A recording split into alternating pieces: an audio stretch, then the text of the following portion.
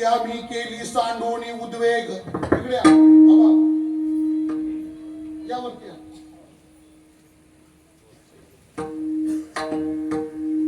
भक्ती आम्ही केली सांडोणी उद्वेग, पावलो हे संग सुख याचे, सुकामा झाले धरिता याचा संग, पळाले उद्वेग सांडोनिया. तुका म्हणे सुख बहु झाले जीवा, घडली या सेवा विठोबाची, सुकामा झाले धरिता याचा संग, पळाले उद्वेग सांडोनिया.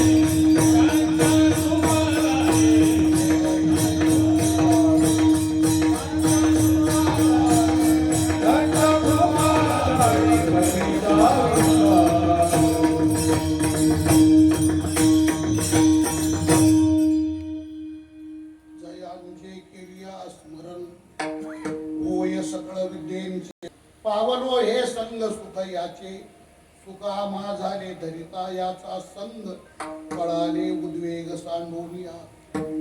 संत श्रेष्ठ जगद्गुरु श्री तुकाराम महाराजांचा अतिशय महत्वाचा अभंग आहे.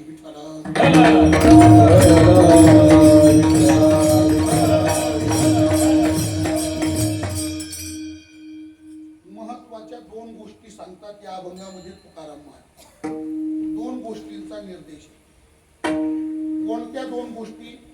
महाराज म्हणतात जीवनामध्ये काय केलं, जीवनभर आयुष्यभर जीवनामध्ये काय केलं आणि जे केलं त्याच्या योगाने काय मिळालं. म्हणजे कर्तृत्वाचा आणि प्राप्तव्याचा विचार.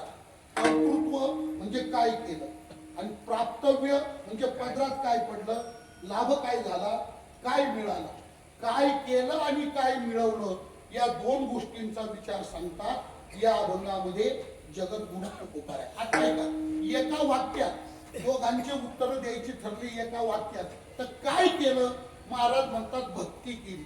आयुष्यभर काय केलं? पांडुरंगाची भक्ती केली.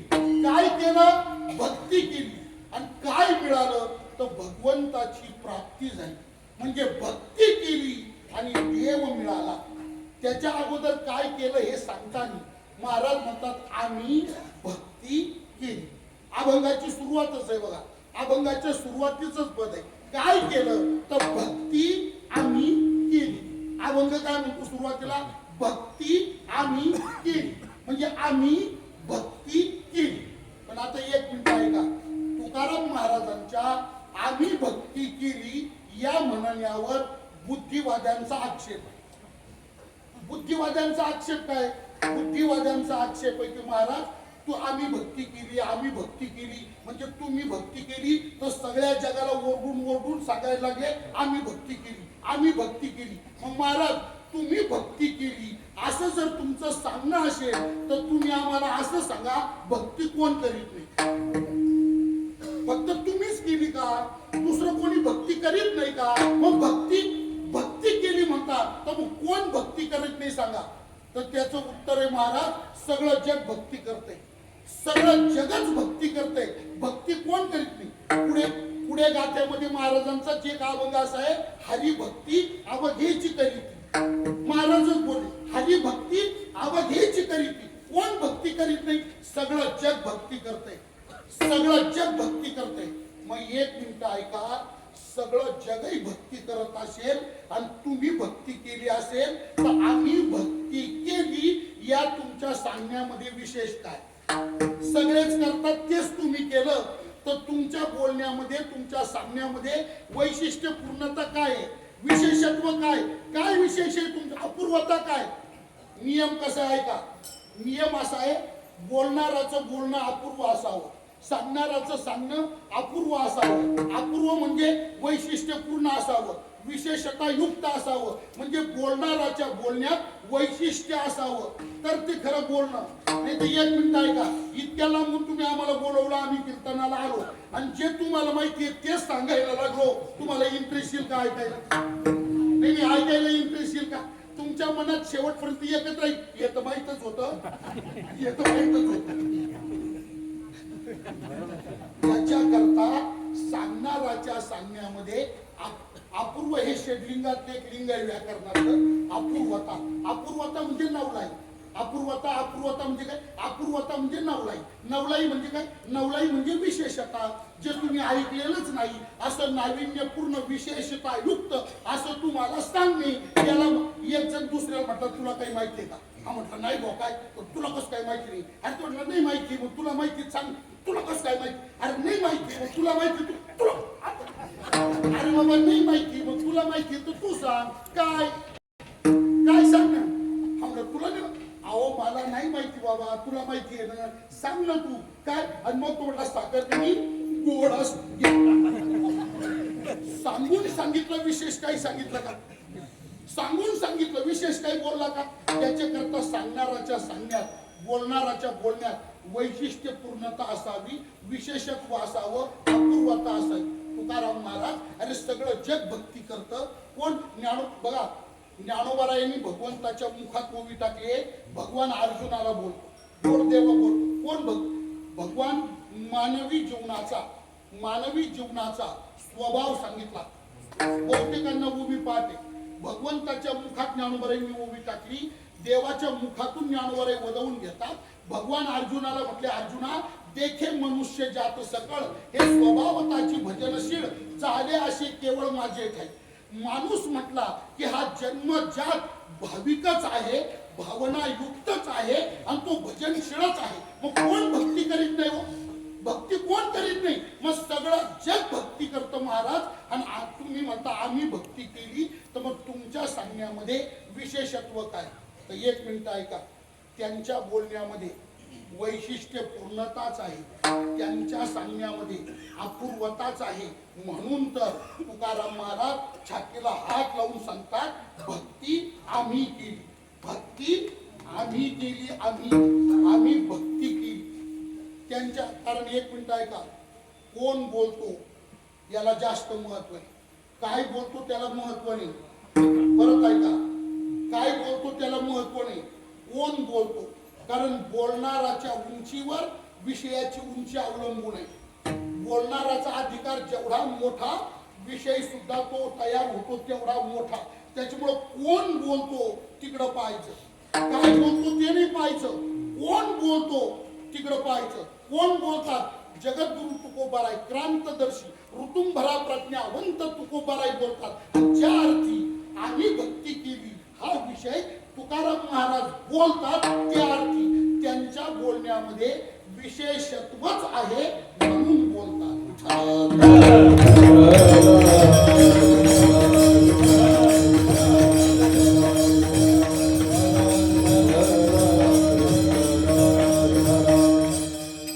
ठीक आहे, मग सांगा तुकाराम महाराजांच्या बोलण्यात विशेषत्व काय आहे? सगळं जग भक्ती करतं, त्यांनी भक्ती केली. जग जे करतं तेच जर त्यांनी केलं तर आम्ही केलं म्हणून सांगण्यामध्ये वैशिष्ट्य काय सांगा? तर तुकाराम महाराजांच्या बोलण्यात वैशिष्ट्यच आहे. काय वैशिष्ट्य? ऐका, महाराजांच्या महाराजांच्या सांगण्यात वैशिष्ट्य असे, तुकाराम महाराज म्हणतात, जगही भक्ती करतं, आम्ही भक्ती केली, जगही भक्ती करतं, आम्ही पण भक्ती केली, पण विशेषत्व असं आहे का जग जशी भक्ती करतं तशी भक्ती आम्ही केली नाही. हे विशेषत्व आहे. जग जशी भक्ती करतं तशी भक्ती आम्ही नाही केली. मग कशी केली? आम्ही जगत विलक्षण भक्ती केली, जगापेक्षा वेगळी भक्ती केली. आमची भक्ती जगत विलक्षण आहे. सगळं जग रात्रंदिवस जशी भक्ती करतं पिढ्यानपिढ्या तशी भक्ती आम्ही नाही केली. मग आम्ही जगापेक्षा वेगळी भक्ती केली म्हणून सांगतो भक्ती आम्ही केली.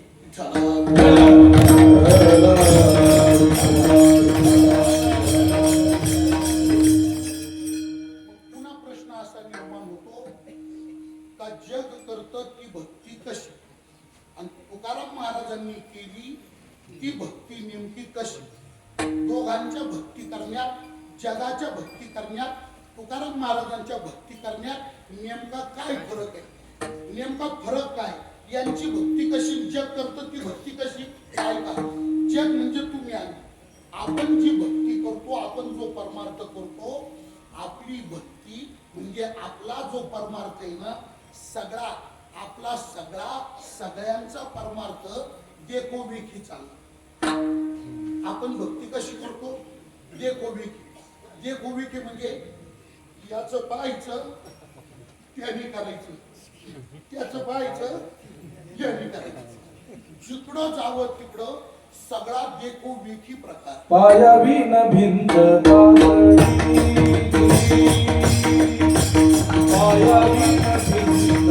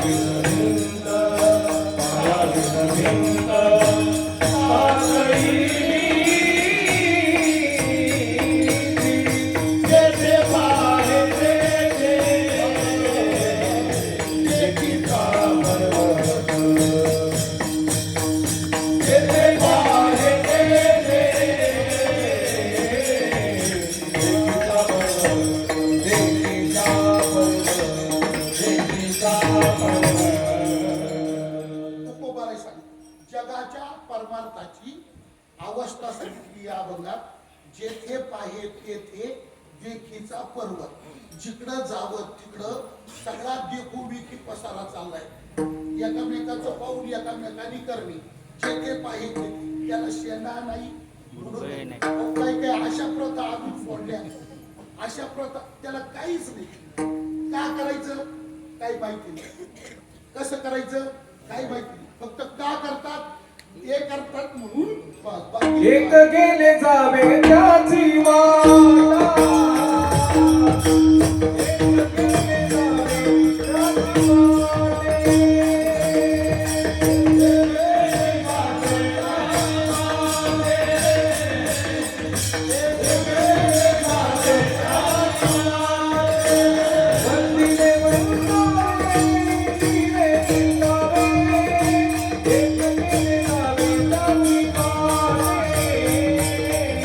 Yeah.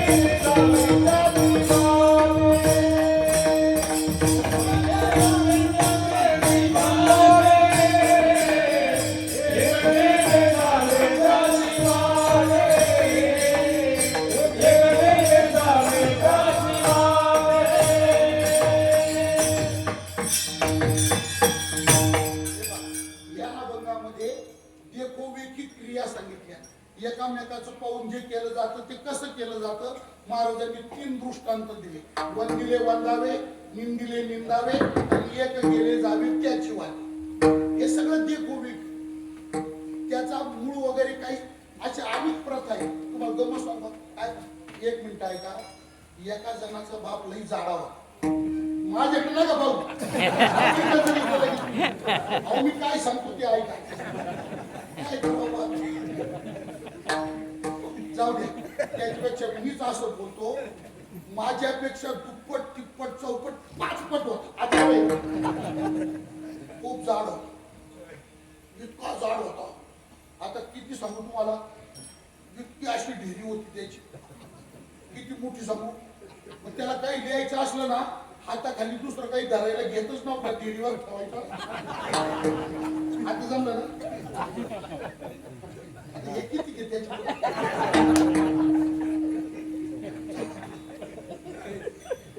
आणि पूर्वी काय व्हायचं, घरोघर माणसं जेवायला बसायचे ना, तर बसण्याकरता लाकडाची पाट असायची. माणसं पाटावर बसायची, पाटावर बसायची. आणि तो पाट उंच राहायचा. त्या पाटावर बसलं का ताट खाली राहायचं.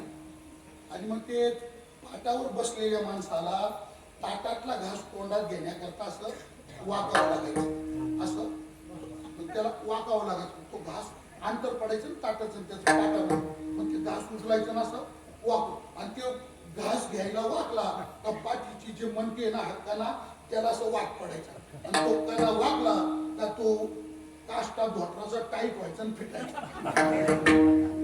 ते वाकला का ते सगळा लोड त्या काष्ट्यावर यायचा, काष्टा फिटायचा.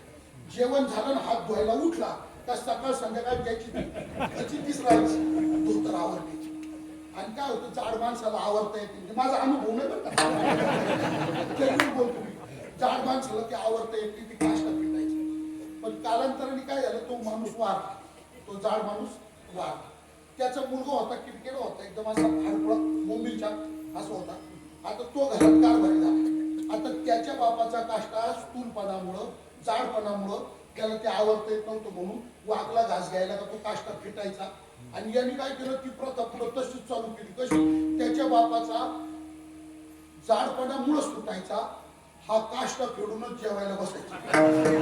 त्याला आईने सांगितलं की ऐकना, बायकोनी सांगितलं ऐकना, बहिणीने सांगितलं ऐकना, भावानी सांगितलं, कोणाचंच ऐकना. रोज सकाळ संध्या काष्टा फेडायचा, जेवायला बसायचा. एक दिवस त्याचा मित्र त्याच्या बरोबर जेवायला आला. त्या हात धुतले, बसा म्हटले. दोघं पाठवून बसले, काष्टा फेड. काष्टा फेडल्यावर मित्र त्याला म्हटलं, ए मूर्खा म्हटला, काय रे बावळटपणा, येडेपणा, काय येडेपणा आहे ना, कशाला काष्टा फेडला. तर तो त्या मित्राला म्हटला, तुला माहित नाही, आमच्या घराण्याची परंपरा असं परंपरा राहतात. याला काय म्हणतात, इथे कोविकी कारभार आहे. हे सगळं एकामेकाचं पाहून जेथे पाहे तेथे. त्याला महाराजांनी 3 उदाहरणं दिले ना, कोणते, वंदिले वंदावे, वंदिले वंदावे. एखाद्याला पाया पडताना पाहिलं तर सगळे लगेच गर्दीच करतात, पायाच पडत सुटतात. पण त्याच्या पाया पडायचं तो कोण आहे, वंदिले वंदा. पंढरपूर मध्ये आषाढी एकादशीच्या दिवशी महाराज कीर्तनाला चालले होते, लेट झाले होते, फडावर चालले होते, 2-4 अभंग झाले होते. चोपदार घ्यायला आले होते, खोलीतच फेटा बांधला, पांढरं शुभ्र धोतर, पांढरं शुभ्र शर्ट, पांढरं शुभ्र फेटा, पांढरं शुभ्र उपरणं असं महाराज मस्तपैकी चालले. मागं चोपदार, पुढं चोपदार शिट्ट्या वाजवत होते. वाट आता पंढरपूरला आषाढी एकादशीच्या दिवशी आणि सकाळी 10 वाजता प्रदक्षिणा रोडवर गर्दी म्हटल्यानंतर जे आषाढीला पंढरपूरला येत असतात तर त्यांच्या लक्षात येईल 35 लाख होते यावर्षी. किती वारकरी होते, 35 लाख होते. ते पण अंदाजे होता, परफेक्ट आकडा नाही, 35 लाख होते. आणि तुम्ही विचार करा, त्या 35 लाखाच्या गर्दीत वाट काढून चालायचं जोक आहे का. उलट तुम्हाला सांगतोय बा, त्या दिवशी जर पंढरपूरमध्ये तुम्ही असले आणि तुम्हाला जर इकडून तिकडं पुढे जायचं असलं ना, तुम्ही फक्त एक काम करायचं, काय, फक्त रस्त्यावर येऊन उभं राहायचं. पाय अशी मागं पुढे करायचीच नाही, चालायची क्रिया करायचीच नाही, पाय हलवायचीच नाही, मग फक्त रस्त्यावर येऊन उभं राहायचं. गर्दी त्याला आपोआप लुटी पाहिजे तिथं येऊन पोहोचवती. मुंगीला घुसायला जागा नाही, एवढीच मरणाची गर्दी. आणि ते चोपदार शिट्ट्या वाजवीत वाट काढीत महाराजांना घेऊन चालले. एका जणांनी महाराज पाहिला. आता ओळख नाही पाळत नाही महाराज कुठला तो कुठला काही संबंध नाही. महाराष्ट्रातला तो कोणत्या जिल्ह्यातला हा पण घेणं नाही. त्याला फक्त फिनिशिंग महाराजाची वाटली. फिनिशिंग महाराजाची वाटली आणि तेवढ्या गर्दीत तो त्या महाराजाच्या पाया पडायला वागला. त्याला पाया पडताना गर्दीतल्या लोकांनी पाहिलं. गर्दी लोटली. महाराज जो यायचा तो आज इतकी गर्दी आलोट गर्दी झाली. महाराज खाली पडला. 5-50 जण त्याच्या बोकांनी पडले. महाराजाचा फेटा कुणीकडं, चष्मा कुणीकडं, मोबाईल कुणीकडं, कुणीकडं, बॅटरी कुणीकडं, तपासणी राहिला कशाचा. तेवढ्या गर्दीत त्या चोपदारांनी तो फेटा गुंडाळा, उपरणं गुंडाळलं. महाराजाला ओढून बाहेर काढलं. त्याचा चष्मा मोबाईल घेतला. गर्दीतून वाट काढून महाराजाला घेऊन ते निघून गेले. महाराज निघून गेला. महाराजाला घेऊन चोपदार गेले तर हे जे एकामेकाच्या अंगावर पडले ना ते उठले बरं का. उठले आणि उठल्यानंतर एकामेकांना माधू कोण महाराज होते रे ते. आपल्याला काय माहिती कसं काय पाय पडला. तोंड सारेच पडले. त्याला काय म्हणतात वंदिले. वंदिले. नंबर 2 पहा. निंदिले निंदावे. निंदिले. सकाळी हॉटेल पुढं बसून 10-5 जणांमध्ये दुसऱ्याचाच फुकटचा चहा प्यायचा आणि त्या 10-5 जणांमध्ये एकाने फक्त पुढी सोडून दिली नरेंद्र मोदी. झाला ना पठ्या सुरूच झाला. मोदी मोदी असा मोदी तसा मोदी आमका. आता वास्तविक 1 मिनिट विचार करा. मोदी कुठं, गारखिंडी कुठं. विचार आहे की तुम्हाला 1 मिनिट समजा. वाक्य गोड आहे बघा. काय ऐकत का. तुम्हाला निंदा करायची तर जरूर करा. निंदा करायची तर जरूर करा. खुशाल करा, अहोरात्र करा, रात्र दिवस करा, बिनधास्त करा, खुशाल निंदा करा. निंदा करायची ना तुम्हाला करा. पण 1 मिनिट ऐका. ज्याची निंदा करायची त्याची योग्यता आणि आपली योग्यता याचा 100 वेळा विचार करा. मग निंदा करा.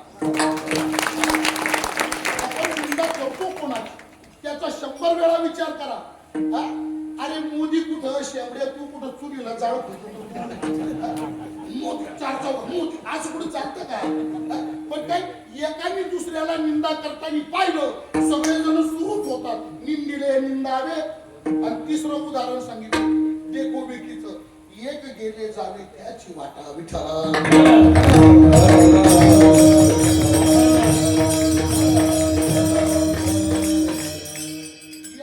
एखाद्या रस्त्याने निघाला सगळे त्याच्या मागच पळतात. सगळे त्याच्या माग. अरे पण कुठं चालले तो त्याच्या माग. आणि तो कुठं चालला आम्हाला काय माहिती. अरे तो चालला कुठं माहिती नाही. तुम्ही पळू कसे राहिले. याला अंधानुकरण म्हणतात. शास्त्राच्या परिभाषेमध्ये याला अंधानुकरण म्हटलंय. माहिती नसताना कोणाच्याही मागे जाणं हे अंधानुकरण. अंधे नैव नियमाना यथांधा. शास्त्र काय बोलतो. अंधे नैव नियमाना यथांधा. याला अंधानुकरण म्हणतात बुवा. आंधळ्याचे पाठी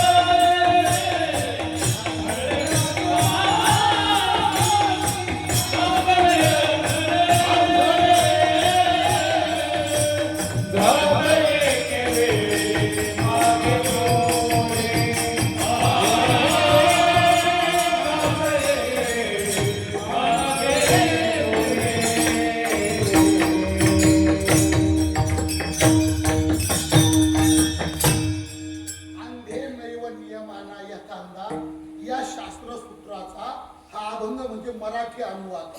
आंधळ्याच्या काठी लागले आंधळे. त्याच्या मागं पळण्यात काय मतलब आहे सांगा.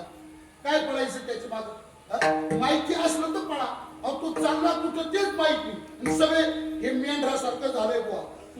मेंढरांचं असं जाते. आम्ही विनोदाने नेहमी सांगतो बा, 5वी 6वीचा वर्ग होता, आपला 7वी 8वीचा वर्ग होता. त्या वर्गामध्ये 50 मुलं होते आणि त्या वर्गात 50 मुलांमध्ये एक मुलगा होता, अतिशय ढ होता, एकदम माथ्या होता. त्याला कधीच काही येत नव्हतं, कधीच काही येत नव्हतं, म्हणजे येतच नव्हतं.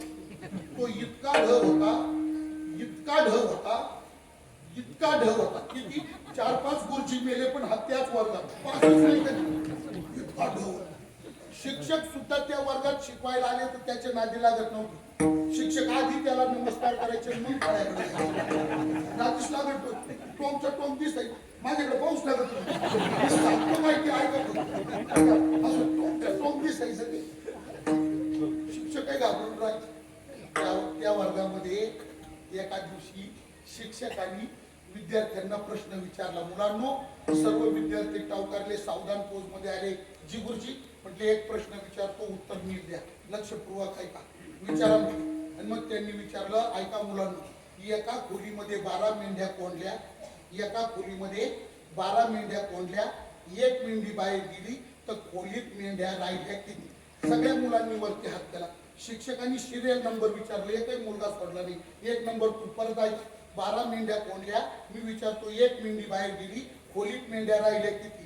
1 नंबर सांगितलं तू म्हटलं 11. शिक्षकही म्हणायचे बरोबर, बस खाली. 2 नंबर तू 11 बरोबर, 3 नंबर तुरे 11, 4 नंबर तुरे 11 राहिल्या गुरुजी बरोबर, 5 नंबर तुरे 11 राहिल्या, असं करून एकूण 50 पर्यंत गेली. आता शिक्षकाला वाटलं 50 हव्याला कधी काही येतच नाही, याच्या पुढे नादी लागेल, टाइमपास करा, म्हणून त्याला न विचारता ते पुढचं शिकवायला लागले.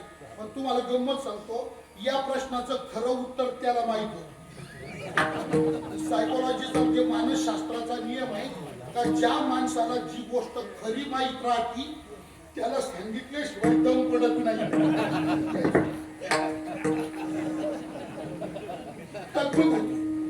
तगमग होती, उलघाल होती, कधी सांगल बुवा, सांगित त्याला चैन पडत नाही, स्वास्थ्य मिळत नाही त्याला. तू उठून उभा राहिला, तो गुरुजी काय माझं उत्तर ऐका आणि मग पुढे शिकवा. तोंडला गुरुजी म्हटले, बस खाली माथ्या, तुला कधी काही येत रे? हा म्हटलं, कधी नसेल काही येत, पण आज येत माझं ऐका मग पुढचं शिकवा. शिक्षकांचा नाईलाज झाला.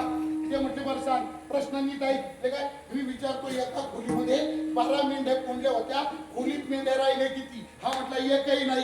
गुरुजी म्हटले, बावळा तर मूर्ख आहे का? प्रश्न कळला का? 12 कोंडल्या होत्या, एक बाहेर गेली. मी विचारतो, खोलीत मेंढ्या राहिल्या किती? हा म्हटलं, तेच सांगतो, एकही नाही. गुरुजी म्हटले, कसं काय? तो मेंढराची जातच अशी राहते, एक निघाली का?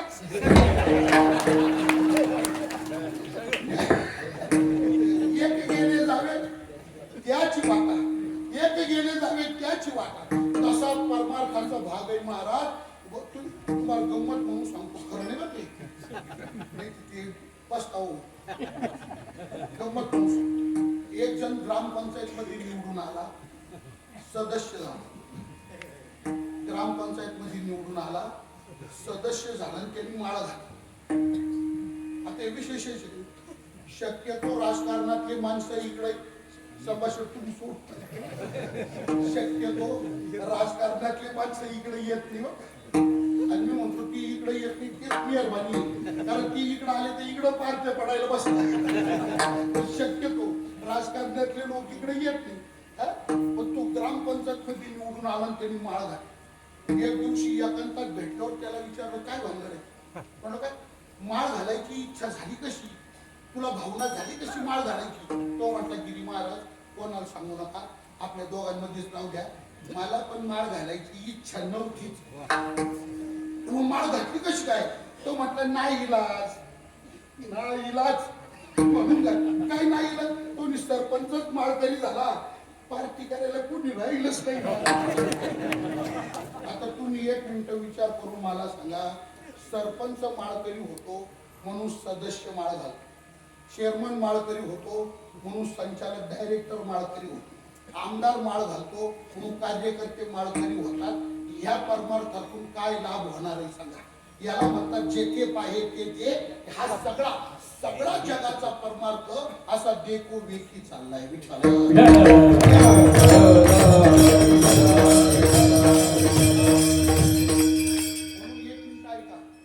सुभाषितकारांचं म्हणणं फार गोड. मी सुभाषितकारांचा शब्द सांगतो, तुम्हाला जर कळला तर फार चांगलं होईल. शब्द बोलतो, तुम्हाला जर सुभाषितकारांचा शब्द कळाला तर फार चांगलं होईल. शब्द काय ऐका. सुभाषितकारांचा आधी शब्द सांगतो, मग त्यांचा श्लोक सांगतो. सुभाषितकारांचा शब्द काय? सुभाषितकारांचा शब्द आहे ते म्हणतात लोक परमार्थ करतात. ऐका बघा, लोक परमार्थ करतात पण लोक पारमार्थिक नाही. बघा तुमच्या लक्षात येते का? बघा काय म्हणणं आहे त्यांचं. त्यांचं म्हणणं आहे लोक माळ तर घालतात, गंध तर लावतात, एकादशी करतात, मंदिरात येतात, पंढरपूरला जातात, आळंदीला जातात, ज्ञानेश्वरी वाचतात, गाता वाचतात. लोक परमार्थ करतात पण लोक पारमार्थिक नाही. बघा तुमच्या काही लक्षात येतं. परमार्थ करतात पण पारमार्थिक मात्र नाही.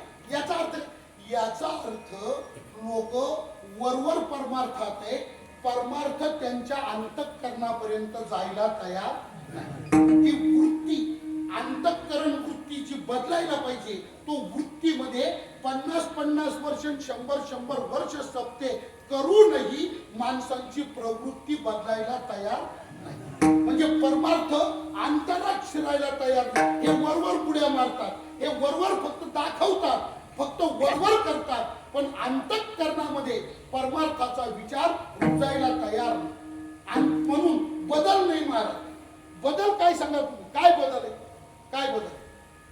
तुम्हाला खरं सांगा, राग नका म्हणून ऐका. काय हे माझं व्यक्तिगत मत सांगतो तुम्हाला. माझं व्यक्तिगत मत आहे. काय माझं म्हणणं असं आहे, ज्याच्या गळ्यात तुळशीची माळ आहे त्यांनी शेजाऱ्याचा बांध कोरला नाही पाहिजे. काय वाटतं तुम्हाला? ज्याच्या गळ्यात तुळशीची माळ आहे त्यांनी दुसऱ्याचा बांध कोरला नाही पाहिजे. गळ्यात माळ असून जर बांध कोरीत असेल तर तो माळीला बट्टाय, त्याला वरच्या फोकाने आणायचं, माळ ओढून घ्यायची. माळीला बट्टाय याचा अर्थ काय? अरे माळ घालून जर तुम्ही बदलायला तयार नाही, कीर्तन ऐकून, रामायण ऐकून, भागवत ऐकून जर तुम्ही बदलायला तयार नाही तर हा खटाटोप करायचं कशा करता? बदल महत्वाचा आहे. बदल महत्वाचा आहे. इथं आलेला माणूस हा पूर्णत्वाने बदललाच पाहिजे बुवा. त्याची वृत्तीच बदलली पाहिजे. विठ्ठला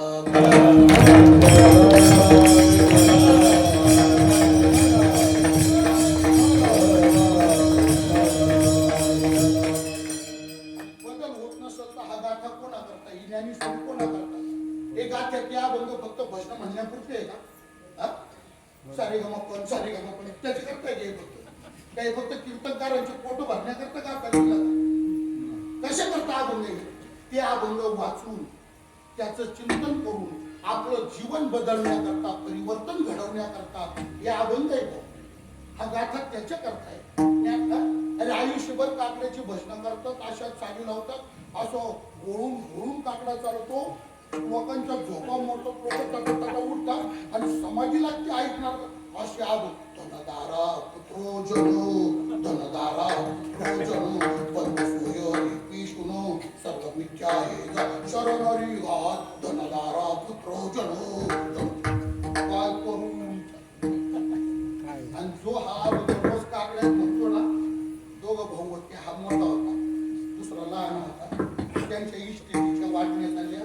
गावातलं पंचमंडळ आलं, त्यांनी ते वाटण्या करायला सुरुवात केली. 10 एकर जमीन होती, 5 याला दिली, 5 त्याला. 20 खणाचं घर होतं, 10 खण त्याला दिली, 10 खण याला दिली. 50 पोते घरात होते, 25 याला दिली, 25 त्याला दिली. 10 गाया होत्या, 5 याला दिल्या, 5 त्याला दिल्या. 2 म्हशी होत्या, 1 याला दिली, 1 त्याला. 4 बैल होते, 2 याला दिली, 2. असं चालले वाटले. मग ते वाटले भांड्यावर बघा, ताटं अर्धे अर्धे वाटले, तांबे अर्धे अर्धे, ग्लास याला अर्धे त्याला अर्धे, मिलीमीटर वाट, असं वाटले तरी. आणि ते वाटता वाटता उलट ना काय म्हणतात तुम्ही? भाकर पोळी ते चपाती तव्यावर उलटी पाहिजे करतो ना, उलट म्हणते. असं पुढे 4 बोटासारखं चपट राहतं, मग बोटाने दाबलं अशी जाड दांडी राहते, त्याने आपण ती पोळी बिळी भाजतो, भाकरी बिकरी उलटी पालटी करून उलट ना, उलट ना आलं का? आता उलट ना काही प्रत्येकाच्या घरात 2-4 नसतात.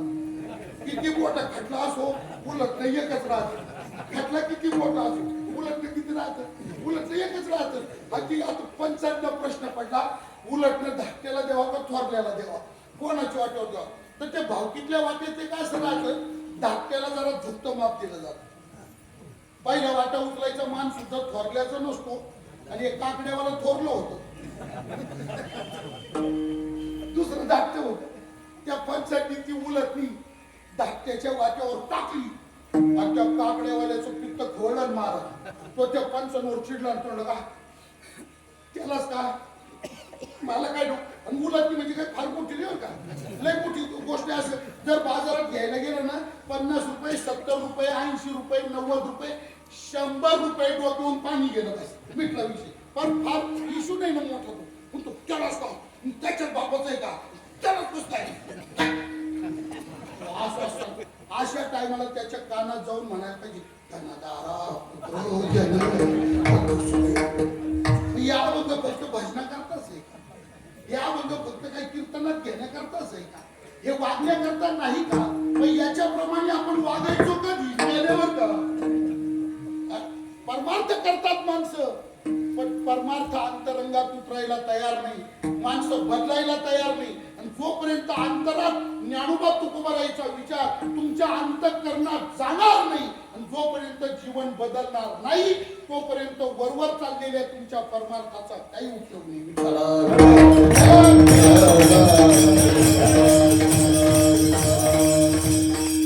तुमच्या अंतःकरणात जाऊन जर बदल होत नसेल तर मग परमार्थ चाललाय कसा, हा देखोविकी चालला. ऐका आता श्लोक सांगतो.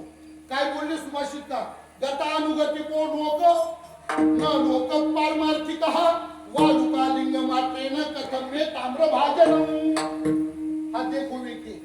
गतानुगतिको लोकाः, गतानुगतिको लोकाः पण न लोक पारमार्थिकाः.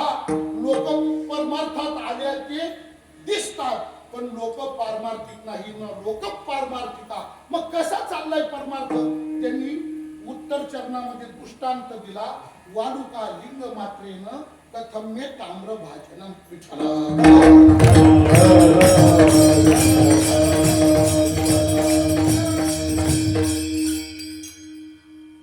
फार पूर्वीच्या काळी म्हणजे 50-60 वर्षापूर्वी लोक अडाणी, आपले आजोबा पंजोबाची पिढी, ते काही निरक्षर होते, शिकेले होते, आणते बाजार होते, मागुती छाप निरक्षर होते, लय अडाणी कारभार. आपल्या आजोबा पंजोबाच्या काळचा कारभार.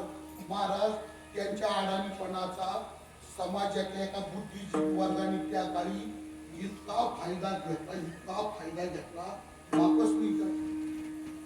काय फायदा, त्यांना कर्ज द्यायचा आणि एकाच महिन्याला 3-3 नावं ठेवून व्याज काढायचं.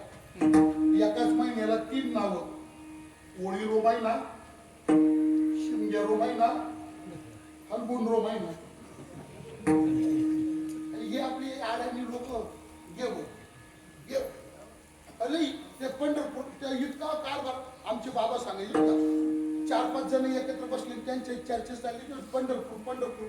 कोणी गेलं काय त्याच्यात एक म्हटलं मी गेलो होतो, सगळं अंदाजे पंचर. त्या दिवशी तू कधी गेला होता, कोणी दुर्पीच्या जन्माच्या साली.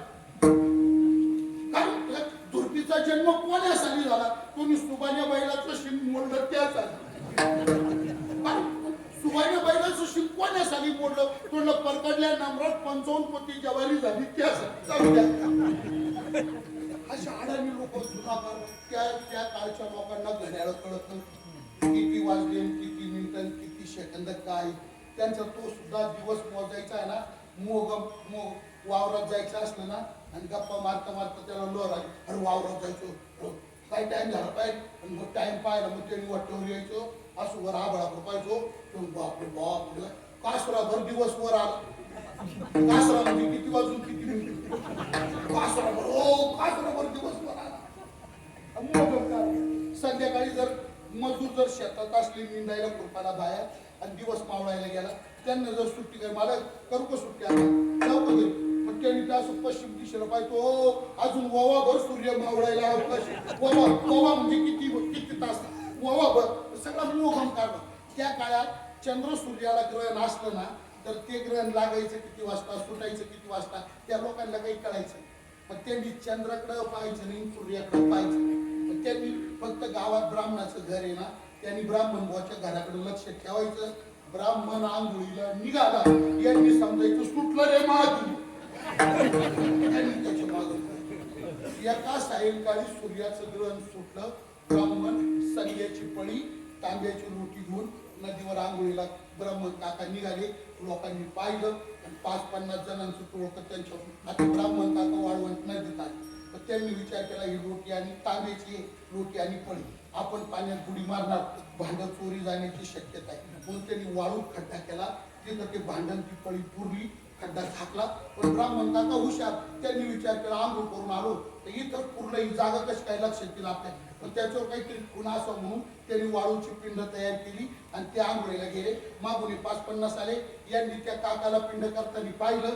त्यांना वाटलं आजची पर्वणीच अशी, आधी पिंड मग आंघोळ. त्यांनी त्याच्या पिंडी तयार केल्या. मागून 100-200 आले. त्यांनी यांना पाहिलं, त्यांनी पिंडी गेल्या. बायांच्या कोळ्याचे कोळे आल्या. बायांनी पुरुषांना पाहिलं, त्या बायांनी पिंडी केल्या. जे यायचं ते पिंड करायचं आंघोळ द्यायचं, पिंड करायचं आंघोळ द्यायचं, पिंड करायचं आंघोळ द्यायचं. सगळ्या वाळवटात पिंडी. ब्राह्मण बुवा आंघोळ करून आगे बाहेर आले. येऊन पाहतात सगळ्या वाळवटात पिंडी. आता ब्राह्मण काकाला प्रश्न असा पडला, आपण केलेली पिंड कोणती ना आपल्या भांडं कुठं काही मिळच लागत हो. एक जण पिंड करीत होता. ब्राह्मण काका त्याच्यावर चिडले. काका त्याला म्हणाले का पिंड करतो.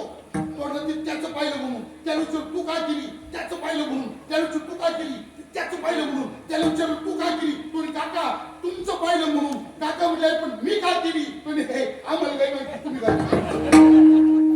आणि मग काका म्हटले बाबा मी पिंड केली याचं कारण असे मे ताम्र भाचनम कथम. मे म्हणजे माझं, मे म्हणजे माझं, ताम्र म्हणजे तांब्याचं, भाचनम म्हणजे भांड, कथम म्हणजे कुठे. मे ताम्र भाचनम कथम.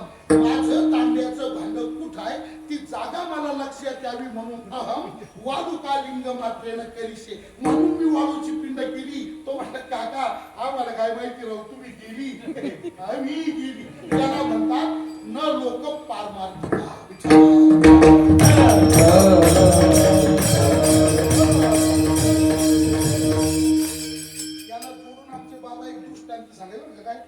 पूर्वीच्या काळी हत्तीच्या आगीरदार कोट्याधीश श्रीमंताचा एकुलता एक मुलगा, एक आणि ते पण असा 900 झालेला मुलगा लग्नाच्या वयात आला आणि त्याचं लग्न केलं. तुम्हाला 3 वाक्य सांगतो फक्त ऐकून ठेवा.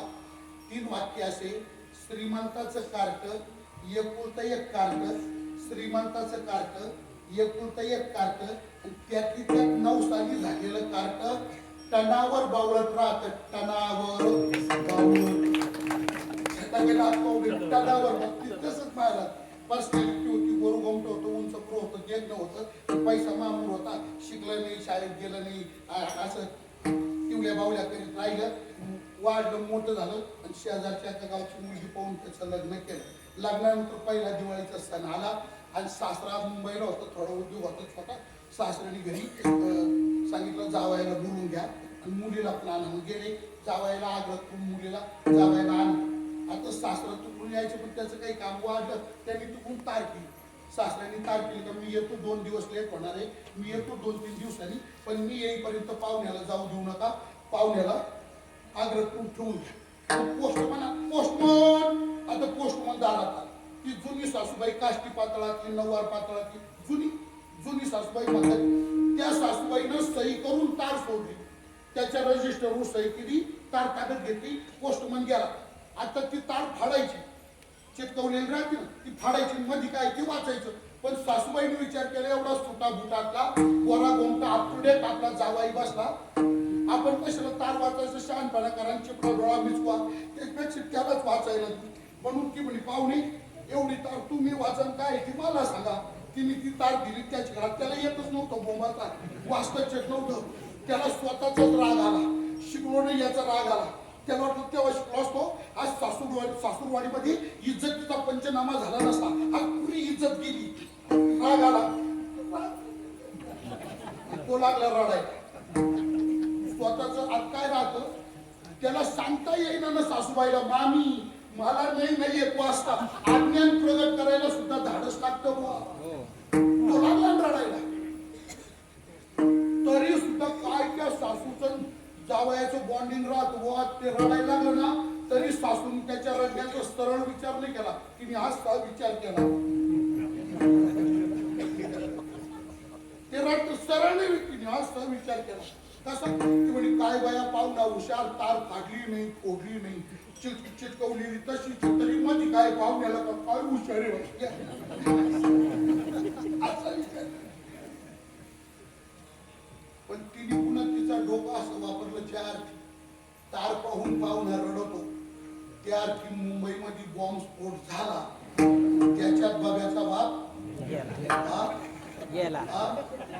काय म्हटले गेला, काय घालवला, काही निर्दयी माणसं गेला, काही दयामय अजिबात गेला गेला घालवला.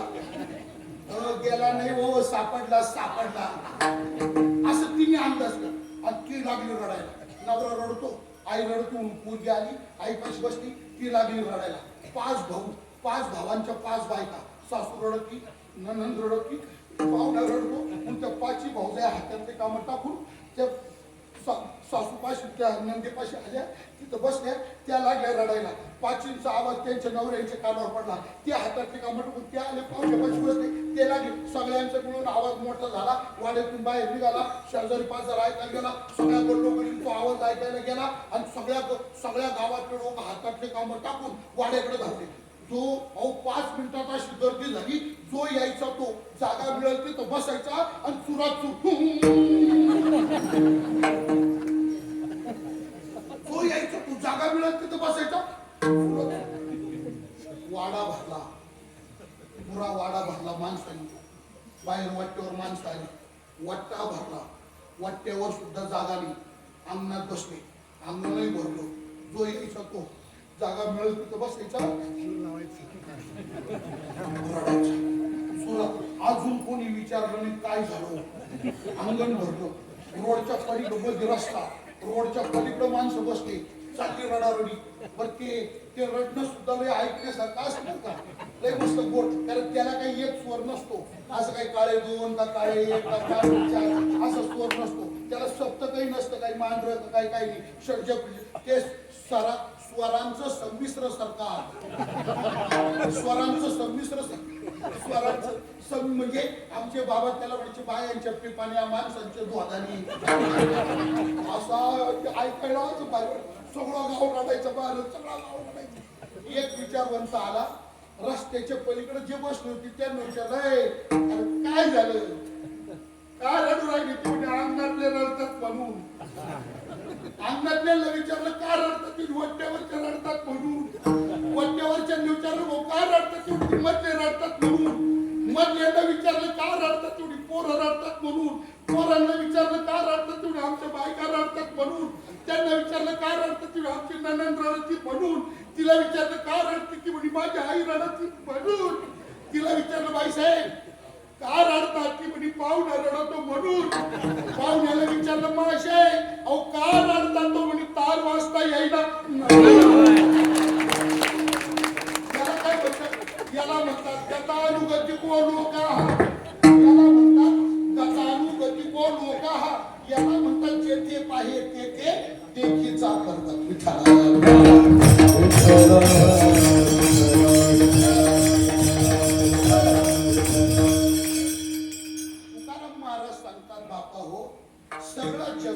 सगळं जग अशी जी गतानुगतिक भक्ती करतं, देखोदेखी भक्ती करतं, अशी भक्ती, असा परमार्थ आम्ही नाही केला. मग आम्ही याच्यापेक्षा वेगळी भक्ती केली. काय वेगळी? गतानुगतिक नाही केली, देखोदेखी नाही केली, याच्यापेक्षा आगळी वेगळी भक्ती केली. म्हणून सांगतो भक्ती आम्ही केली.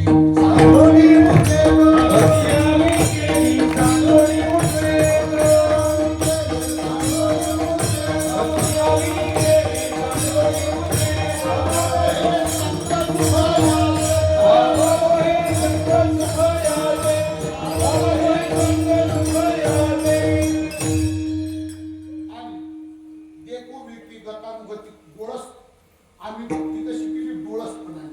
आणि अजून महाराज एक महत्वाचा फरक सांगतात, ऐका. जगाची भक्ती कशी आहे आणि आमची आगळी वेगळी भक्ती कशी आहे, काय फरक आहे? महाराजांनी एक महत्वाचा फरक सांगितला का सगळ्या जगाच्या भक्तीमध्ये उद्वेग आहे. जगाची भक्ती कशी आहे? उद्वेग. सगळं जग कशी भक्ती करतं? उद्वेगी भक्ती करतं. मग सगळ्या जगाच्या भक्तीत उद्वेग आहे. आणि आमच्या भक्तीचं वैशिष्ट्य काय? आम्ही जाणीवपूर्वक त्या उद्वेगाला बाजूला करून भगवंताची भक्ती केली. आमची भक्ती उद्वेग रहित आहे आणि जगाची भक्ती उद्वेगी आहे. सगळ्या जगाची. ऐका बरं का, गीतेने आपल्याला 4 प्रकारचे भक्त सांगितले, बरोबर? भगवद्गीतेने आपल्याला भक्त किती प्रकारचे सांगितले? 4 प्रकारचे. कुठे सांगितले? 7व्या अध्यायात. कोणते कोणते सांगितले? भगवान म्हणतात अर्जुना चतुर्विधा भजन्ते माम जनासु अर्जुन आर्तो जिज्ञासुरार्थार्थी ज्ञानी च भरतर्षभ. अर्थ, जिज्ञासू, अर्थार्थी आणि ज्ञानी 4 प्रकारचे भक्त आहे. एक अर्थ भक्त आहे, दुसरा जिज्ञासू भक्त आहे, तिसरा अर्थार्थी भक्त आहे आणि चौथा ज्ञानी भक्त आहे. आता 1 मिनिट ऐका, याच्यातला 4 नंबरचा जो ज्ञानी भक्त तो बाजूला करून टाका. आता खाली किती राहिले? 3 जण. कोणते? अर्थ, जिज्ञासू, अर्थार्थी. आता ऐका, अर्थाच्या भक्तीत उद्वेग आहे, जिज्ञासूच्या भक्तीत उद्वेग आहे, अर्थार्थीच्या भक्तीत उद्वेग आहे.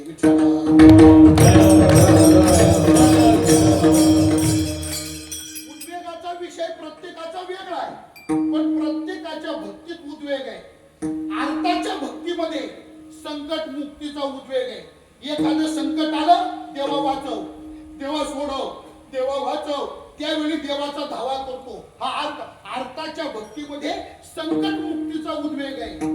जिज्ञासूच्या भक्तीमध्ये त्याच्या स्वरूपाला जाणून घेण्याचा उद्वेग आहे. अर्थार्थीच्या भक्तीमध्ये द्रव्य प्राप्तीचा उद्वेग आहे. प्रत्येकाची भक्ती उद्वेगी आहे. तुकोबाराय म्हणतात सगळं जग उद्वेग युक्त भक्ती करतं. प्रत्येकाची भक्ती उद्वेगात आहे. पण आमच्या भक्तीचं वैशिष्ट्य असं आहे का आम्ही उद्वेगाला बाजूला करून पांडुरंगाची भक्ती केली. भक्ती आम्ही केली सांडोनी उद्वेग, सांडोनी उद्वेग आम्ही भक्ती केली. महाराज, उद्वेग शब्द काय? उद्वेग. उद्वेग या शब्दाचा अर्थ काय? तर उद्वेग या शब्दाचा अर्थ आहे उद्वेग म्हणजे शोक, उद्वेग म्हणजे दुःख, उद्वेग म्हणजे चिंता, उद्वेग म्हणजे काळजी. महाराज म्हणतात ही जी शोक, दुःख, चिंता, काळजी हे जे सगळं आहे ना, हे सगळं जळमट बाजूला केलं म्हणजे उद्वेगच ठेवला नाही. आणि त्या उद्वेगाला बाजूला करून आम्ही महाराज तर कसं बोलले बघा, पांडुरंगाच्या पुढे गेले तर महाराज म्हटले देवा, देवा झोप येते का? देवा काय बोलले बाण हे देवा हा इकडे काय तुकाराम महाराज म्हटले देवा तुला माझं काय करायचं ते कर, असं कर का तसं कर मी म्हणणारच नाही. आता तुझ करेल देवारी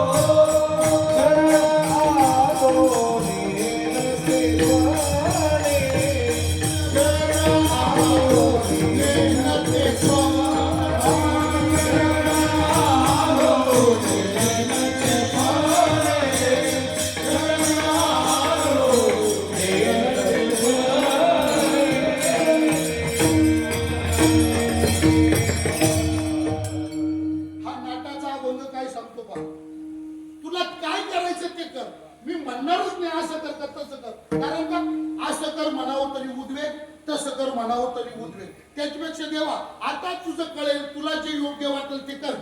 आता तुला जवळ धरायचं धर, लांब करायचं कर. संसारात टाकायचं टाक, नाही टाकायचं नको टाकू. तुला काय आता तुझं कळेल तर तारायचं तर तार, मारायचं तर मार. तुला योग्य वाटेल ते कर. आता तुझं कळेल ते करी. तारीशी तरी तारी मारी, जवळी आठवा दुरी धरी. गाली संसारी आठवा नको, शरणालो नेणतेपणे. भाव आणि भक्ती काहीच मी नेणे. महाराज बोले याला काय म्हणतात उद्वेग रहितता. काहीच नको, माझी इच्छाच नाही असं का तसं. तुझी इच्छा तीच माझी इच्छा. ईश्वर इच्छा बलियशी, तुझी इच्छा तीच माझी इच्छा. मला स्वतंत्र इच्छाच नाही, फक्त भक्ती करतो. याला म्हणतात सांडोणी उद्वेग. सांडोणी उद्वेग. मग भक्ती उद्वेग रहित केली. बर ठीक आहे महाराज, तुम्ही पांडुरंगाची उद्वेग रहित भक्ती केली, काय मिळालं? पदरात काय पडलं? प्राप्त काय झालं? उद्वेग रहित भक्ती केली, जगापेक्षा वेगळी भक्ती केली. तुम्हाला मिळालं काय? या भक्तीतून फळ काय मिळालं विचारलं बुद्धिवाद्यांनी. तेव्हा महाराजांनी उत्तर सांगितलं हे मिळालं. पावलो हे संग सुख याचे, पावलो हे संग सुख याचे.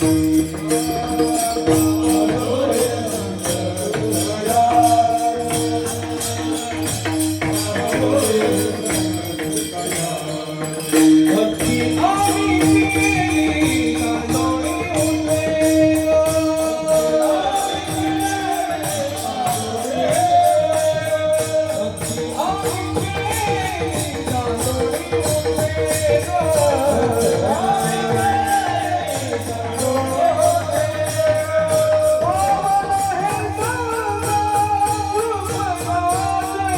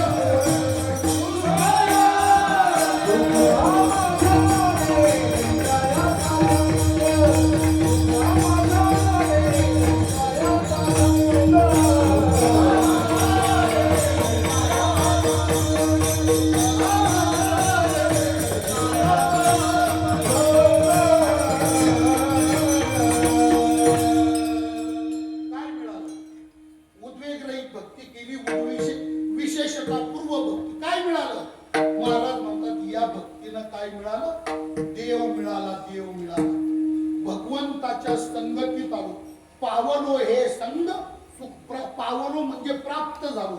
आणि कुठं कुठं प्राप्त झालो? परमात्म्याच्या संगतीत आलो. देव महाराज एक मिनिट आहे का?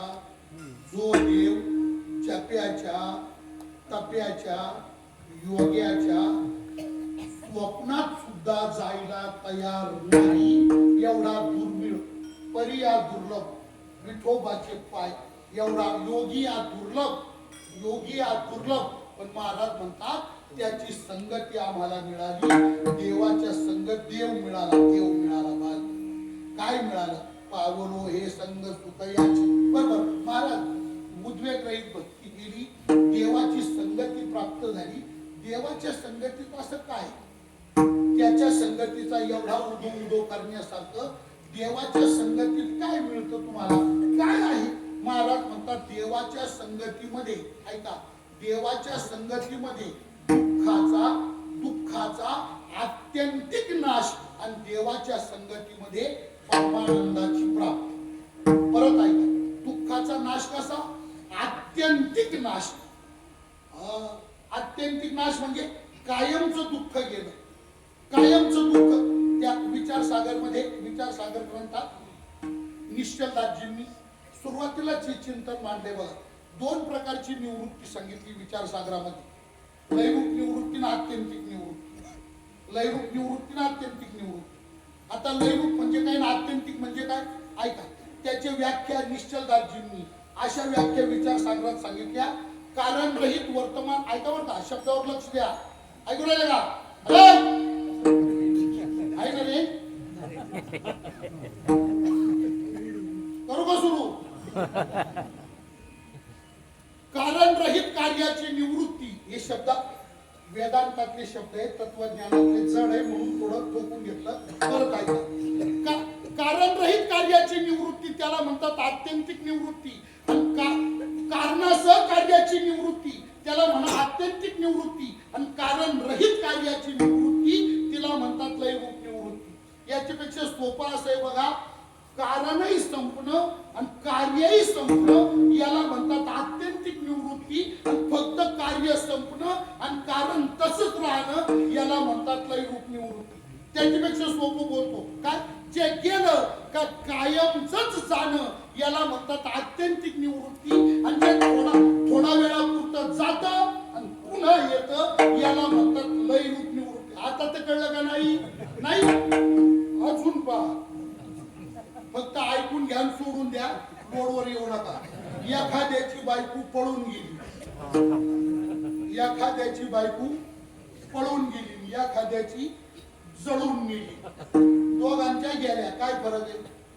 एकाची पळून गेली आणि एकाची जळून गेली. दोघांच्या बायका गेल्या, काय फरक आहे? तर फरक असा आहे, पळून गेलेली जी आहे ती कदाचित परत येऊ शकते, पण जळून मेलीची ती पुन्हा येऊ शकत नाही. जळून मरणे आत्यंतिक निवृत्ती, पळून जाणे. आता तुम्ही आता नसेल कळत तर तिकडे जागडे माझे काय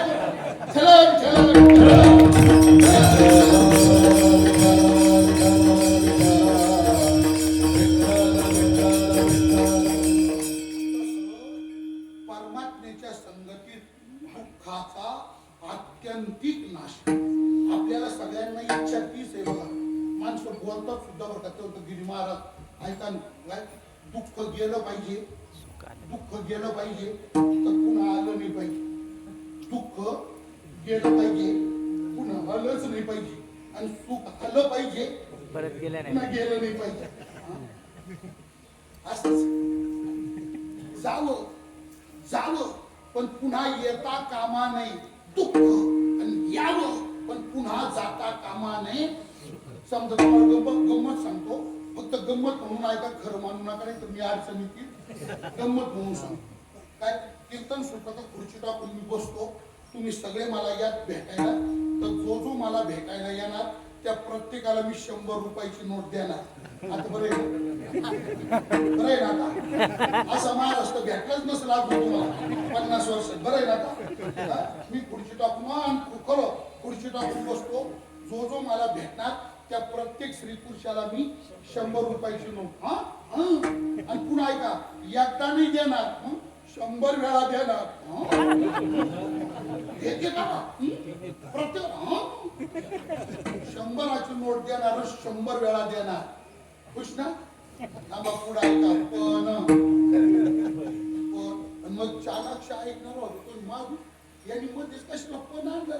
तो उठला तो गिरी महाराज काय हो, पण मी तुम्हाला 100ची नोट देणार, 100 वेळा देणार आणि 100 वेळा परत घेणार. आता बरं.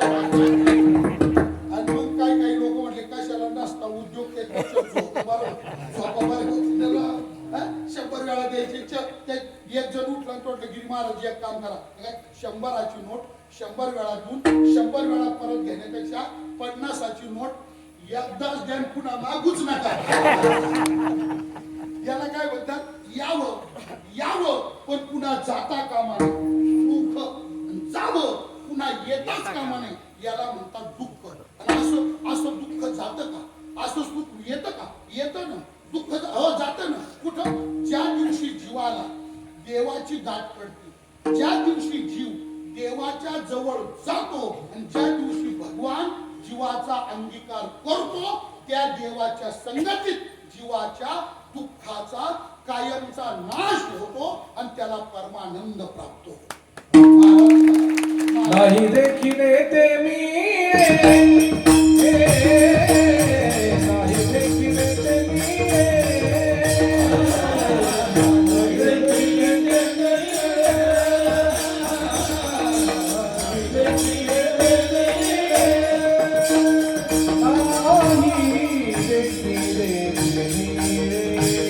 नाही देखिले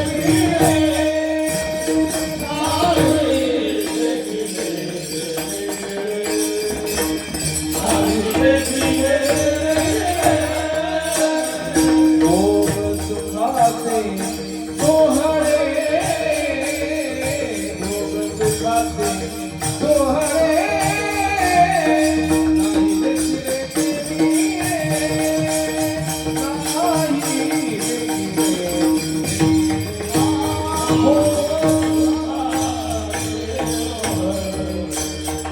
भोग सुखाचे सोहळे नाही देखिले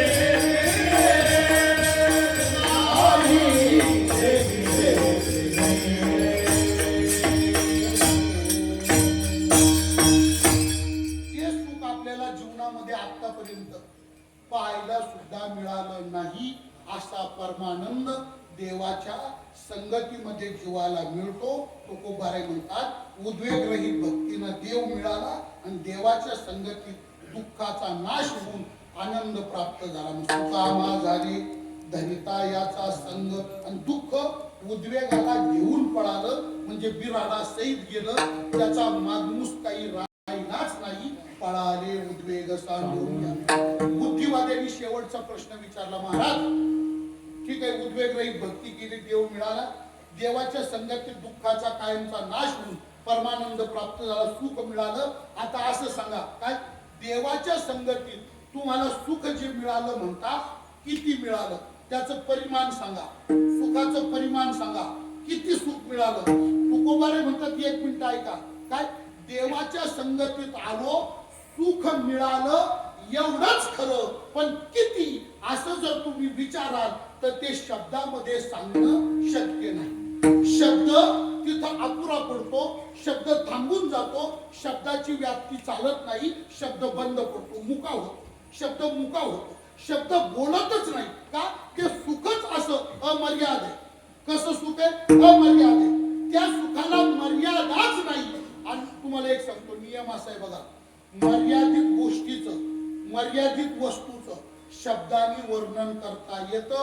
अमर्याद वस्तूचं वर्णन शब्दांनी कधीच करता येत नाही. लिमिटेड जे असतं मर्यादित जे असतं ते शब्दांनी सांगता येतं. आता समजा तुमच्या गावाला पाणी पुरवठा करणारी टाकी प्राधिकरण त्या टाकीची पाण्याची क्षमता ज्यांनी टाकी बांधली त्यांना सांगता येते 5 लाख लिटर आहे 10 लाख लिटर आहे 25 लाख लिटर आहे 50 लाख लिटर आहे. म्हणजे त्या आता ते लिमिटेड आलं ना सीमित आलं ना मर्यादित आलं ना मग मर्यादिताबद्दल बोलता येते. काय झालं एक जण मुंबईला गेला चांगला 20 दिवस मुंबईमध्ये राहिला आणि 22व्या दिवशी आल्यानंतर ते असं दुपारच्या वेळी मंदिरात आला. बाकीचे 7-8 म्हातारे होते तेवढं झाले कोण सांगितलं नाही काय नाही अचानक गायब झाला गेला कुठं म्हटलं मुंबई तेव्हा मुंबई म्हणजे नाही आपण पोटाची जुन्या लोकांना मुंबईला गेलो म्हटलं मुंबईला का अख्खी मुंबई पाहिली म्हटलं साहेब मुंबई पाहिली त्यांना कुतूहल वाटलं तू बापरे मुंबई काय काय पाहिलं तो म्हटला मुंबादेवी राणीचा बाग म्हातारीचा बूट मुंबई याकडे विचारलं समुद्र समुद्र बोलूच नको रोज जाऊन बसायचं चौपाटीला Girgaon Chowpatty gate of India Juhu रोज जाऊन बसायचो रोज चौपाटीला राहायचो. काय सांगायचं समुद्र अरे त्या नावेमध्ये बसून मध्ये जायचो ना 100-150 किलोमीटर पाणीच पाणी 100-150 किलोमीटर त्याच्यात बसून येली फंटा काय तुम्हाला सांगू म्हटलं मित्रांनो जिकडं पाहिजे तिकडं पाणीच पाणी नजरच पुरत नाही. इकडं पाव पाणी इकडं पाव पाणी इकडं पाव पाणी पाणीच पाणी. याकडे विचारलं माझं किती लिटर असेल समुद्राचं पाणी किती लिटर समुद्रामध्ये पाणी आहे एवढंच सांगता येतं पण किती सांगता येतं का मर्यादा सांग. तसं देवाच्या संगतीमध्ये जीवाला सुख होतं एवढंच बोलता येतं पण किती शब्दांनी सांगता येतं. एकच उभी नाथ महाराजांची बोलतो भागवता उद्धवामध्ये नाथ महाराज म्हणजे उद्धवाला भगवान बोलतात. भगवान श्रीकृष्ण परमात्मा उद्धवाला सांगतात, बरं का रे उद्धवा, काय देवा ऐक, देशे काळे वेदानुवादा, देशे काळे वेदानुवादा, ज्या सुखाची न करवे मर्यादा, त्या सुखाची सुख संपदा मदभक्त सदा भोगिती. ज्या सुखाची मर्यादाच सांगता येत नाही असं अमर्याद सुख मी माझ्या भक्तांना भोगण्याकरता देतो. तुकोबाराय बोलले, तुम्ही विचारलं म्हणून सांगतो. काय देवाच्या संगतीत सुख झालं, पण किती झालं? महाराज म्हणतात एवढं झालं. किती? शेवटच्या तुका म्हणे सुका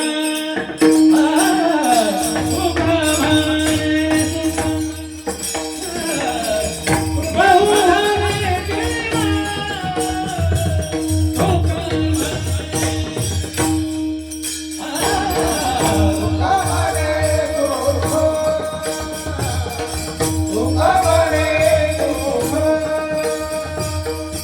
बहु झाले देवा तुका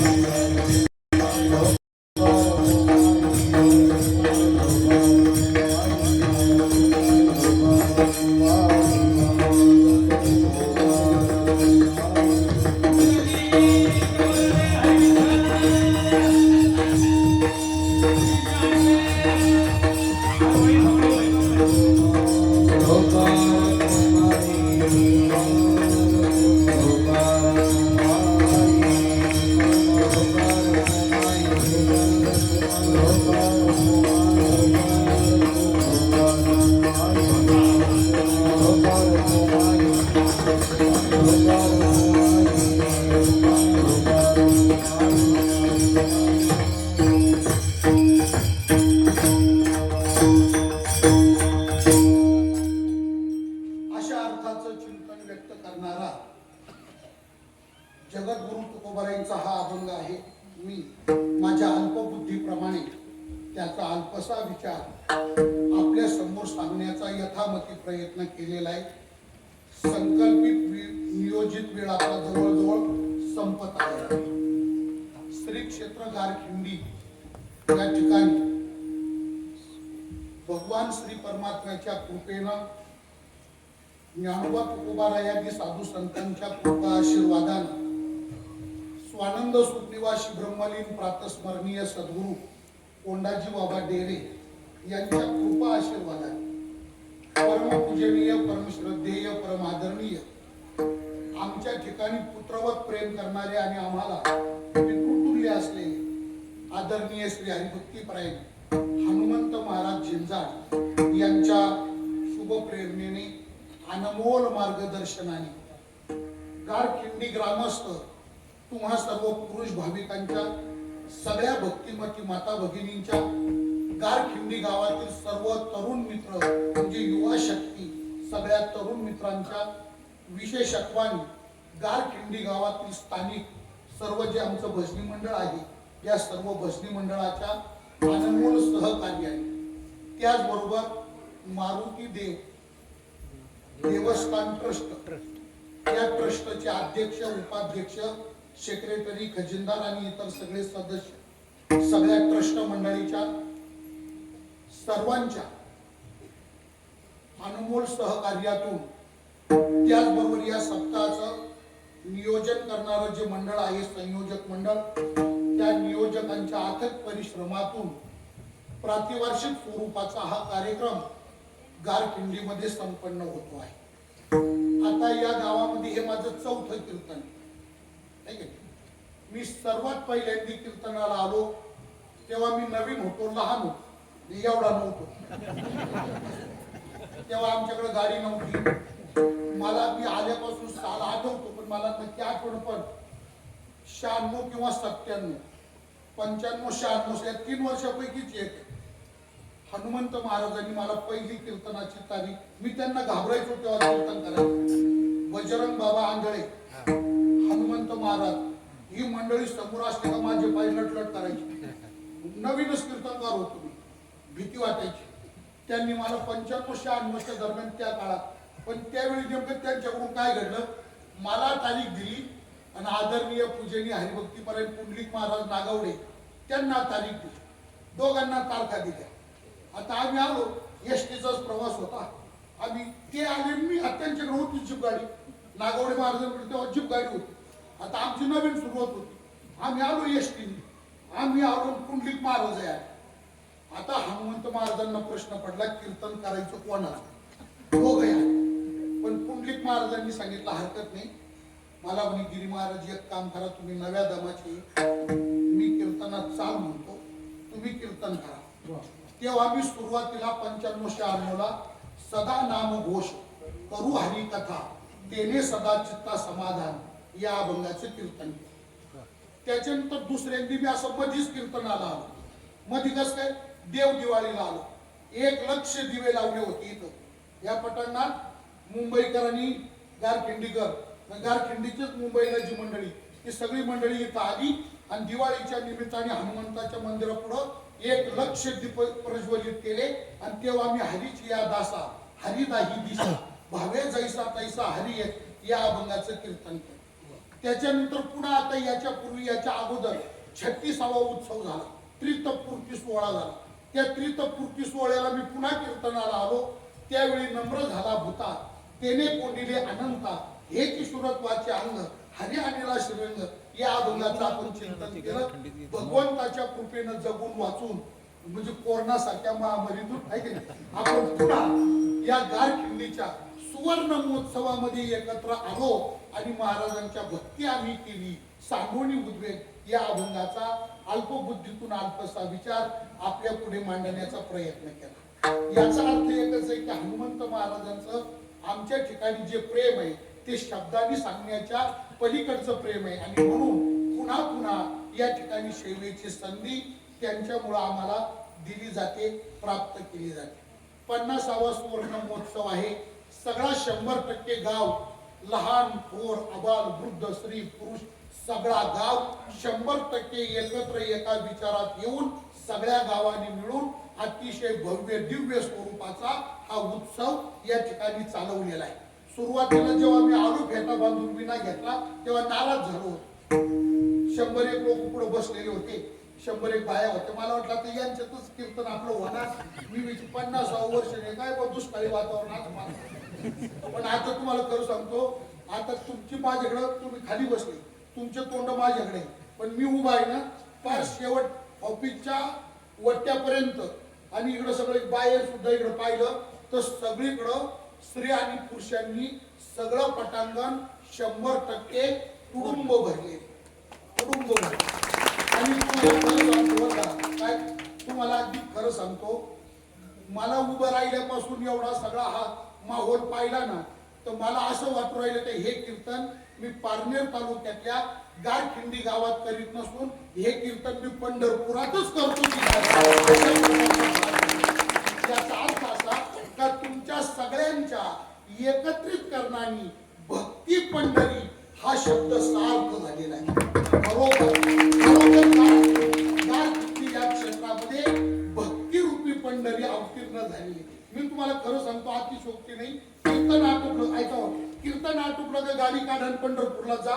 आता काही गर्दी नाही तिथं त्या गाडी लावून चंद्रभागेचं वाळवटात आणि नामदेव पायरीपाशी जा, डायरेक्ट मंदिरात जा, देवापाशी जा गाभाऱ्यामध्ये. तर तुम्हाला पांडुरंगाच्या गाभाऱ्यात सुद्धा हाच बोर्ड वाचायला मिळेल का देव गारखिंडी मुक्कामी गेलेले आहे.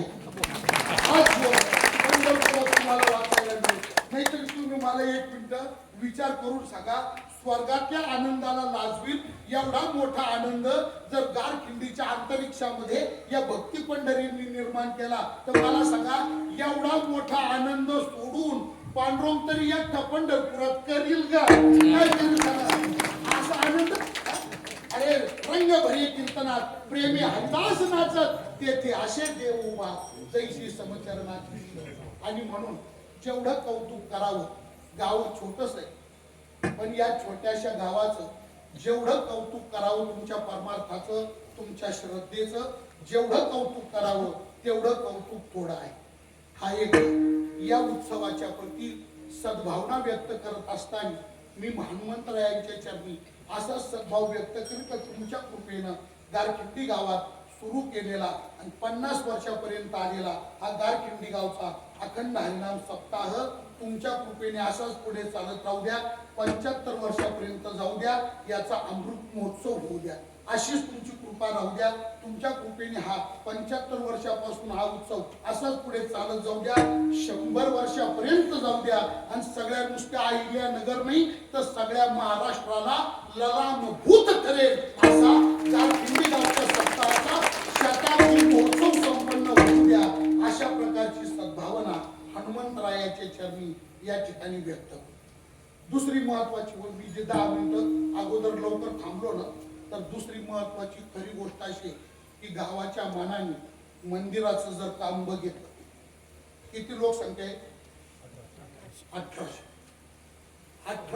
संभाजी शेठ, 1800 लोकसंख्येच्या मानाने मंदिराचं जर काम बघितलं तर 20 आणि 25,000 लोकसंख्येचं गाव सुद्धा जेवढं काम करू शकणार नाही तेवढं काम फक्त 1800 लोकवस्तीच्या गावांनी या ठिकाणी केलेलं आहे. मंदिराचं काम चालू आहे, आरसीसी काम पूर्ण झालेलं आहे, आता दगडी काम चालू आहे, पण अजून तर 50%च काम झाले. बरोबर, 50% काम तर बाकी आहे. पण आता सुद्धा झालेलं 50% काम पाहायला आतमध्ये गेलो जिंकलीच एवढं एवढं गाव, एवढं मोठं मंदिर, गावाच्या मानाने मंदिराचा विचार केला तर केवढा हा जर खर्च पाहिला तर 1 कोटी रुपयाच्या पुढे झालेला हा खर्च आहे. अजून त्याचा किती खर्च होणार आहे आणि इतकं आखीव रेखीव सुंदर, खरोखर पाहता क्षणी कोणाची नजर लागावी इतकं दृष्ट लागेल असं काम मंदिराचं या ठिकाणी चाललेलं आहे. खूप आनंदाची गोष्ट आहे. तुम्हाला खरं सांगतो गड्या, काय असं जेव्हा जुन्या मंदिरातच आम्ही कीर्तन केली सुरुवातीचे, तुम्हाला खरं सांगतो तुमच्या पिढीने इतिहास घडवला. गारखिंडीमध्ये जी पिढी आता विद्यमान आहे या तुमच्या पिढीने काय केलं, या मंदिराच्या जीर्णोद्धाराने इतिहास घडवला. 100 वर्ष पुढं 100 वर्षात जर कुणी एखादा भाविक असा तयार झाला पुढच्या 100 वर्षात आणि त्याला जर गारखिंडी गावचा इतिहास लिहिण्याची इच्छा निर्माण झाली तर त्याला त्या इतिहासाच्या पहिल्याच पानावर ज्या पिढीने ह्या मंदिराचा जीर्णोद्धार केला त्यांचा आणि मंदिराचा उल्लेख सुवर्णाक्षरात करावा लागेल. म्हणजे तुमच्या पिढीला यावत चंद्र दिवा करू किती पिढ्या या गारखिंडीच्या भूमीत भविष्यात किती पिढ्या निर्माण होतील आणि जातील, पण प्रत्येक पिढी फक्त तुमच्या पिढीचं नाव काढीत राहील. का? कोणाच्या पिढीत झालं, आमच्याच्या पिढीत झालं, कोणाच्या पिढीत झालं, तमक्याच्या पिढीत झालं, आमचे आजोबा होते, आमचे पंजोबा होते, त्यांच्या पिढीतल्या लोकांनी एवढं सुंदर मंदिर बांधलं. म्हणजे तुम्ही जेवढे आता आहात या मंदिराकरता तुमच्या सर्वांचं नाव या मंदिराच्या रूपाने अजरामर झालेलं आहे. यावत चंद्र दिवा करव तुमच्या नावाची कीर्ती मंदिराच्या रूपानं या भूमीमध्ये शिल्लक राहणार आहे. असं सुंदर काम आहे, खर्चिक काम आहे. तसं गाव छोटस आहे, छोट्याशा गावाने एवढं मोठं शिवधनुष्य पेरलेलं आहे. परंतु हनुमंतरायाच्या कृपेनं कळसापर्यंत हे काम 100% निर्विघ्न पार पडणार आहे. याच्यात कोणत्याही प्रकारचा संशय कोणीही ठेवायचं काही सुद्धा कारण नाही. हनुमंतरायाच्या चरणी त्याच्या करता पण आपण प्रार्थना करू का अशाच तुमच्या कृपेने निर्विघ्नपणे सगळ्या मंदिराचं काम परिपूर्ण होऊ द्या आणि लवकरात लवकर मंदिराची कलश स्थापना हनुमंतराया तुमच्या कृपेनं पूर्ण केला जाऊ द्या. अशा प्रकारची सद्भावना या निमित्ताने व्यक्त करतो. शेवेला आता बरीच मंडळी आहे, पण मला सर्वांचे नाव माहितीच्या दृष्टीनं सांगणं अशक्य आहे. परंतु आमची पारगावची मंडळी आहे ते मी त्यांचंच नाव का घेतो तर गेली 35 वर्ष मी त्यांच्याकडे अखंड कीर्तनाला जातो आणि ते पण आमच्याकडे वावीला आमच्या बाबांच्या पुण्यतिथीच्या सप्ताहाला ते पण आमच्याकडे कायम येतात आहे की नाही. त्याच्यामध्ये आमचे संभाजी शेठ, ते आपले काय आमचे प्रकाश शेठ म्हणजे आमच्या कीर्तनाचे दिवाणी दिवाणी माझ्या कीर्तनावर खूप त्यांचं प्रेम, माझ्या बोलण्यावर खूप त्या गिरी महाराज म्हटले का त्यांच्या अंगातच येत आहे, ते थांबतच नाही. चला चला चला कुठे असो गिरी महाराज चला. आणि हे 35 वर्षापासून आजकाल आमचे आदर प्रकाश शेठ, ही सगळी पारगावची मंडळी, आपण सगळे स्मृती सज्जन, अन्य काही मंडळी, आमची ही सगळी गायक वृंद मंडळी, मृदुंगाचार्य, ही बालगोपाळ साधक मंडळी, तुळशीवाली आई, त्याच्यानंतर हे शिंग वाजवणारे विनेकरी महाराज, सोबदार महाराज, साऊंड सिस्टीम वाले आणि आपण सर्व माय मावल्या सगळे पुरुष भाविक सर्वांच्या समवेत जी सेवा संपन्न झाली हनुमंतरायाच्या चरणी समर्पण आणि सेवेला ज्ञानेश्वर